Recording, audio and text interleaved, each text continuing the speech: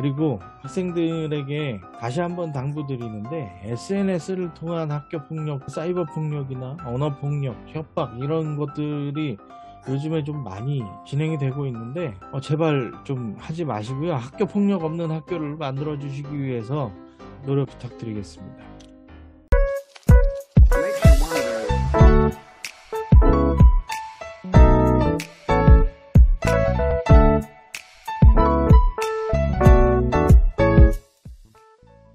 안녕하십니까. 생활지도 채널로 학교 생활을 잘할 수 있도록 도와주고, 건설기계운전 채널로 학생들의 진로 개척에 도움을 주는 훈이쌤 인사드립니다.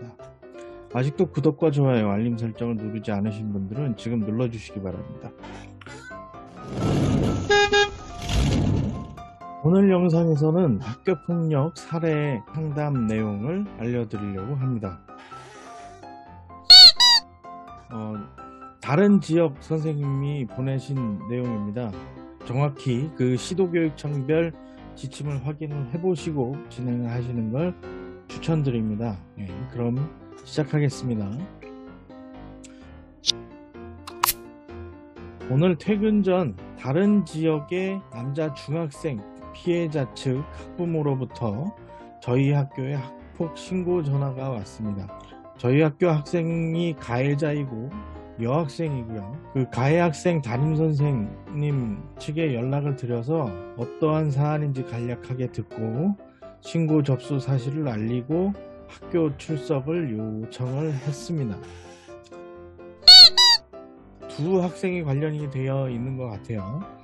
두 학생이 잠깐 인터넷에서 만나고 헤어졌는데, 여학생이 속한 학교에 다른 학교에서 연락을 준 내용인 것 같고요. 그 지역청 간의 공동사안으로 해결할 수 있는 사안으로 파악이 됩니다. 사건 경위를 읽어 드릴게요. A하고 B 학생이 인터넷에서 잠깐 만나고 헤어졌는데, 그 이후로 B가 A를 포함한 여러 명의 단톡방을 만들어서 A에게 욕설을 했다고 합니다. 그 다른 3명은 단톡방에 있었으나 별다른 얘기가 되지 않은 걸로 파악이 되고요.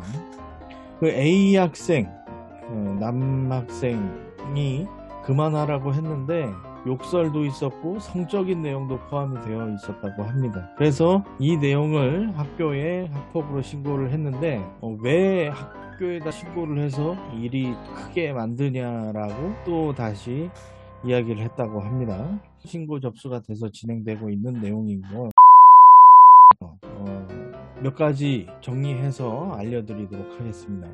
첫 번째, 그 학교 폭력 여부에 대해서는 학교 폭력으로 해서 인지를 했기 때문에 사이버 폭력, 성폭력, 언어 폭력, 학교 폭력에 해당이 된다고 보아서 업무 처리를 하시면 될 것 같고요. 48시간 이내에 접수 보고를 하고 피해 학생의 학교에도 유기적인 연락을 해야 될 것 같고요.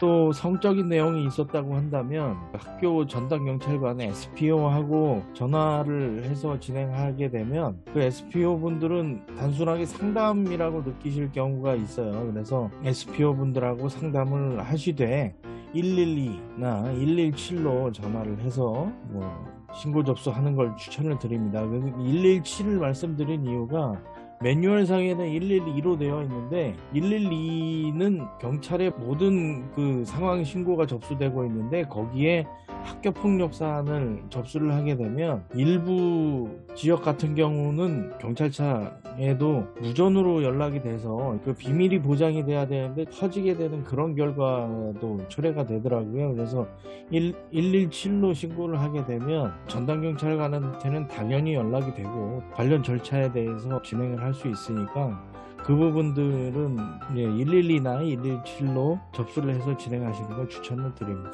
전담기구 회의 진행 같은 경우는 교육청 지침에 따라서 조금씩 다르긴 하는데, 피해 학생 측 의견이 중요해서 피해 학생 학교 측에 전담기구 내용을 받아서 진행하는 게 좋을 것 같고요. 전담기구는 필요에 따라서 두세 번까지도 진행을 하기도 하니까 변동된 내용이, 새로 파악된 내용이 있으면 회의 진행을 다시 할 수도 있으니까 참고해서 진행하시면 될 것 같습니다.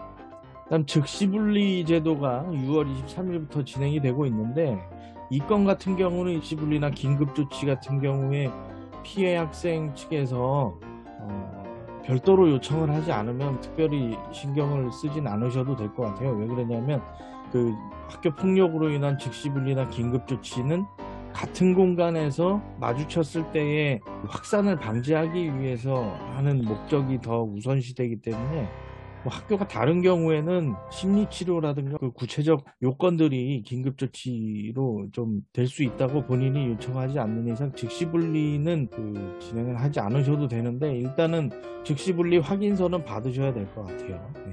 심의위원회에 상정을 해서 진행을 하게 될 때 학교폭력 여부부터 또 피해 학생 측이 어떠한 피해를 입었는지 정확하게 심의위원들이 파악을 하고, 학교장 종결이 가능한지 여부에 대해서도 피해 학생의 의견을 듣고 진행하는 걸 원칙으로 하니까, 그런 내용들도 피해 학생 측의 학교에서 받아서 진행하시는 걸 추천을 드립니다.